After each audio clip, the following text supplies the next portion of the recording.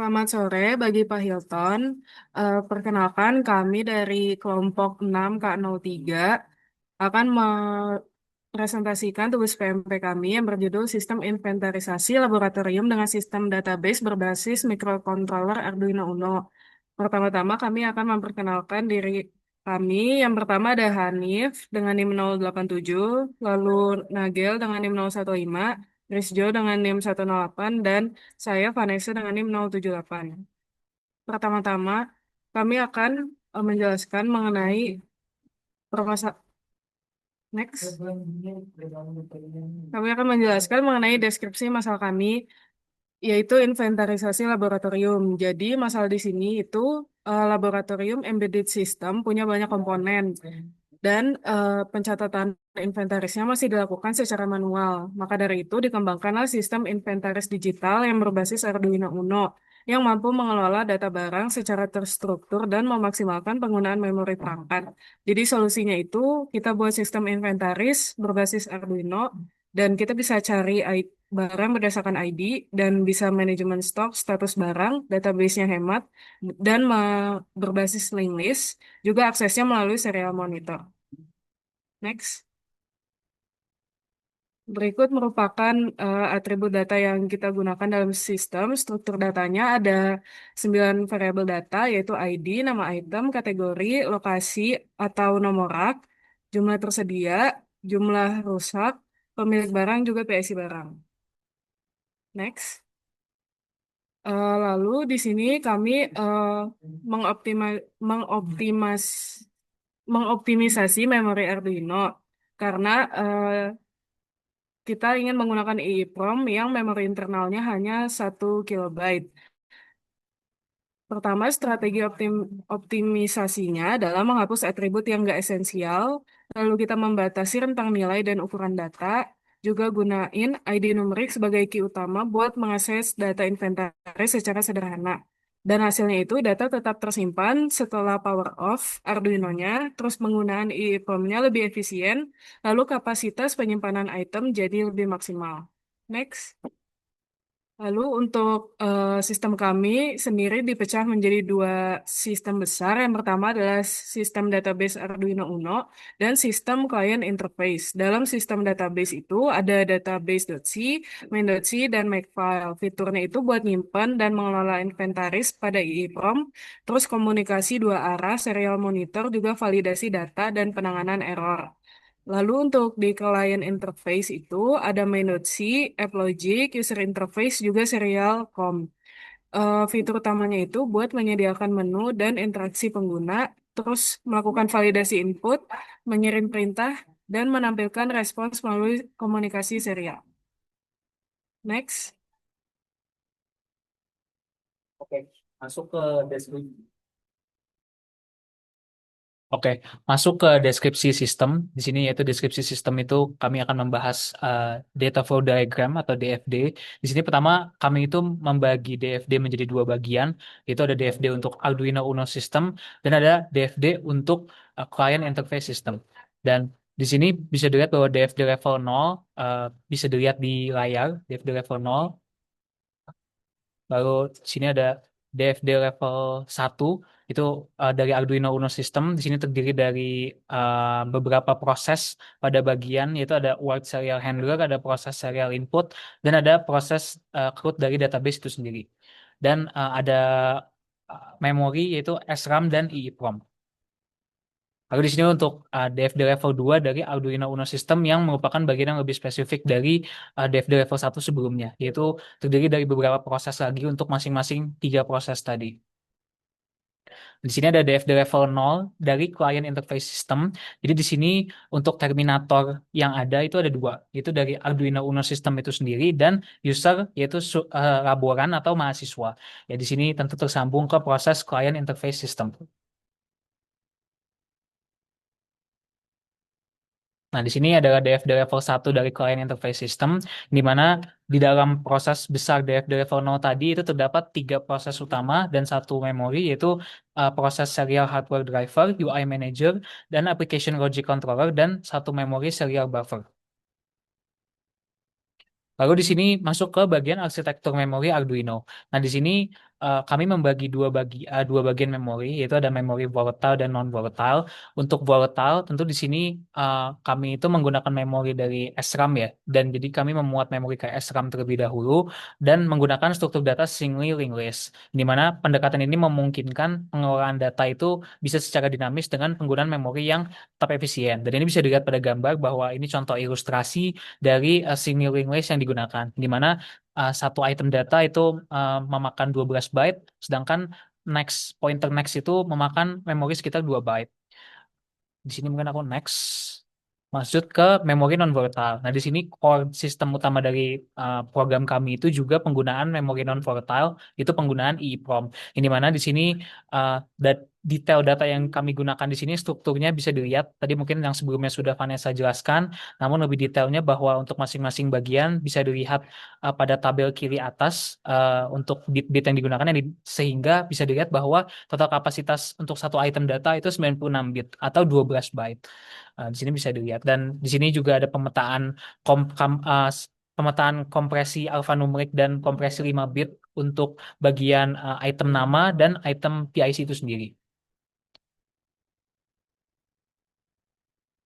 Nah, di sini ini juga masih bagian dari memori non volatile, yang dimana ini ada bagian spesifik dari proses packing dan unpacking untuk item PIC. Ya, untuk bagian kiri itu proses packing, yaitu menggabungkan tiga karakter, yaitu masing-masing 5 bit menjadi satu bagian yang merupakan 15 bit. Dan yang kanannya merupakan proses sebaliknya, yaitu proses unpacking, di mana ini dikompres untuk output word, untuk output ketampilan ya. Jadi data yang tadinya disimpan dengan ukuran 15 bit dan tergabung itu dipisah kembali dengan bit masking dan menjadikan tiga komponen kembali yang ada di awal sebelumnya, seperti pada bagian yang kiri.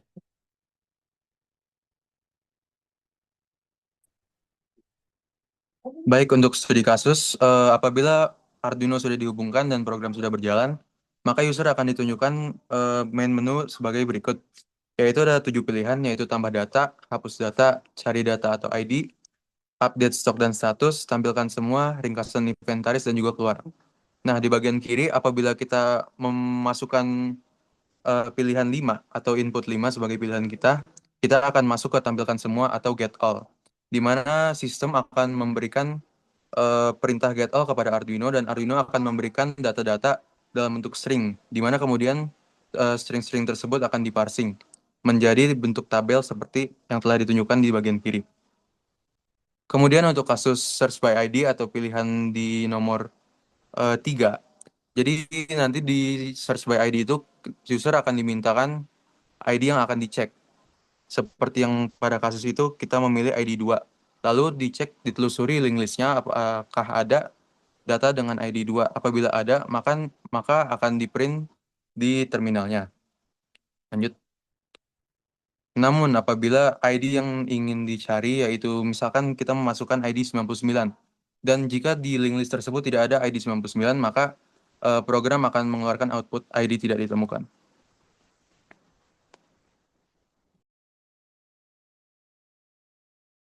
Oke, selanjutnya ada analisis keterbatasan sistem ini. Yang pertama itu ada keterbatasan kapasitas memori non volatile-nya. Jadi alasannya itu karena ROM-nya si Arduino Uno ini hanya 1 kilobyte. Jadi karena arsitektur sistem kami ini, jadi kapasitas inventarisnya harus dibatasi hingga 85 item. Lalu itu sistemnya akan menolak penambahan data baru jika kapasitasnya penuh, dan sistem kami ini nggak cocok untuk inventaris yang skala besar tanpa ada tambahan dari memori eksternal. Terus yang kedua itu ada restriksi format karakter dan panjang string. Jadi ini intinya kayak kami memberikan restriksi pada parameter-parameter barang. Jadi intinya itu untuk memaksimalkan memori dari si Arduino. Jadi ada dibuat restriksi format karakter dan juga utamanya itu panjang stringnya. Terus yang ketiga ada ketergantungan pada client interface. Jadi yang pertama itu di setiap kategori stok itu ada tersedia dipinjam sama rusak, itu dibatasi hingga 63. ID barang juga dibatasi antara rentang 0 sampai 127 karena eh, data yang dipakai itu 8 bit, terus barang dengan jumlah beli 63 itu akan dipecah menjadi beberapa ID. Terus yang keempat ada batas kuantitas barang dan rentang ID. Sama seperti sebelumnya itu ID-nya itu punya rentang, terus operasi penghapusan datanya itu ada delay karena itu harus sinkronisasi dengan Arduino-nya, terus datanya itu juga harus digeser. Dan waktu prosesnya ini akan meningkat seiring bertambahnya jumlah item yang disimpan di memorinya. Kemudian yang kelima ada delay pada operasi I/O.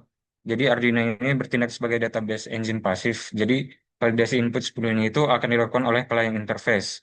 Karena delay ini, jadi sistem ini nggak dirancang untuk penggunaan langsung melalui serial monitor. Baik, masuk ke kesimpulan dan saran. Untuk kesimpulan, tentu di sini sistem kami itu berhasil menggunakan basis client server untuk mengimplementasikan di Arduino Uno dengan memanfaatkan teknik optimasi memori tadi ya, low level, di mana melalui kombinasi pengelolaan data di SRAM, lalu penyimpanan permanen di EEPROM, dan kompresi data berbasis sampai level bit, itu sistem kami sudah mampu bekerja secara stabil serta efisien pada keterbatasan sumber daya mikrokontroler itu sendiri, yaitu tadi terpaku pada ukuran memori non volatile sebesar 1 KB. Kemudian di sini poin-poin utamanya itu adalah mengenai arsitektur dua memori, di mana kami menggunakan SRAM saat proses Arduino berjalan dan eh, menyimpan data secara non volatile di EEPROM. Lalu untuk kompresi bit level, struktur data kami itu berhasil dipadatkan menjadi hanya 12 byte per item melalui teknik bit field dan encoding karakter dengan sistem encoding manual. Lalu optimasi kapasitas di mana dengan EEPROM 1 KB, sistem kami itu mampu menyimpan hingga 85 item unik inventaris. Lalu untuk konsistensi dan keamanan data, client interface yang melakukan validasi input dan pemantauan kapasitas memori secara real time untuk mencegah data tidak valid maupun kelebihan kapasitas. Yang Lalu lanjut ke saran yang kami bisa implementasikan tentu adalah pertama pengembangan graphical user interface, itu untuk meningkatkan kemudahan pengguna nanti dibandingkan antar muka command line interface saat ini. Lalu uh, kami juga bisa melakukan sebuah validasi ganda pada Arduino dan client interface, di mana ini untuk meningkatkan keandalan serta mencegah data tidak valid. Jadi di sistem Arduino di bagian database system itu dilakukan validasi kembali, tidak hanya di client interface. Lalu yang ketiga, sarannya adalah penambahan fitur keamanan dan autentikasi. Contohnya mungkin seperti penggunaan RFID sebelum memulai program ataupun password admin. Lalu untuk yang terakhir adalah integrasi dengan suatu QR code scanner nyata, yang dimana di sini tentu agar proses identifikasi dan pengelolaan barang itu bisa dilakukan secara otomatis. Nah, untuk bagian demonstrasi, nanti di akhir video kami akan menampilkan video dari demonstrasi kami di Arduino secara langsung. Nah, di sini untuk pembagian kerja bisa dilihat langsung pada layar presentasi. Di sini bagian kiri ada pembagian kerja laporan, lalu di bagian sisi kanan ada pembagian kerja flowchart untuk pembuatan flowchart. Dan di sini ada pembagian kerja untuk program C, di mana di bagian kirinya itu yang membuat, dan yang bagian kanan dengan header tabel warna biru itu merupakan pekerjaan revisi yang kami sudah lakukan. Baik, sekian presentasi dari kami, dan terima kasih Pak Hilton, dan uh, video pemaparan demonstrasi akan kami tampilkan setelah video ini. Terima kasih. Oke. Selamat sore Pak Hilton. Di sini saya Muhammad Amar Hanif dengan NIM 1322487 akan mewakilkan kelompok saya untuk demonstrasi tugas besar dari pemecahan masalah dengan pemrograman K03 kelompok 6. Di sini saya akan melakukan beberapa aksi yang bisa dilakukan di program atau sistem kami. Di sini pertama saya sudah membuka folder di VS Code untuk tugas besar kami. Di sini saya di dalam folder dari si sistem Arduino-nya. Di sini saya akan memulai dengan mencolok Arduino dan mengcompile program itu sendiri dan melakukan upload ke Arduino. Di sini bisa dilihat pada rekaman Arduino itu saya akan mencolok terlebih dahulu. Bisa terlihat bahwa Arduino sudah tercolok. Lalu pada layar saya akan membuka Arduino IDE untuk memeriksa port mana yang digunakan oleh Arduino. Nah, di sini saya akan membuka terlebih dahulu Arduino IDE dan bisa dilihat bahwa port yang digunakan itu adalah -dev-cu titik USB modem ini. Sehingga saya harus menyesuaikan nantinya dengan port ini pada makefile. Lalu saya akan kembali ke VS Code dan harus dipastikan bahwa serial monitor tertutup. Di sini bisa dilihat bahwa serial monitor terbuka. Saya akan tutup kembali. Setelah itu saya akan melakukan compile. Di sini saya akan bersihkan terlebih dahulu file make yang ada di dalam folder avr_mcu, yaitu folder Arduino system kami. Setelah itu saya akan melakukan make upload. Oke, di sini bisa dilihat program sudah berhasil terkompilasi dan sudah terupload. Dan ini kenapa langsung berhasil? Karena sebelumnya di makefile saya sudah mengganti port yang digunakan itu sesuai dengan port yang ada pada Arduino IDE tadi. Dan di sini setelah di folder Arduino selesai, saya akan menjalankan program client interface dari program kami. Di sini karena saya device menggunakan macOS, maka folder yang digunakan adalah folder macOS.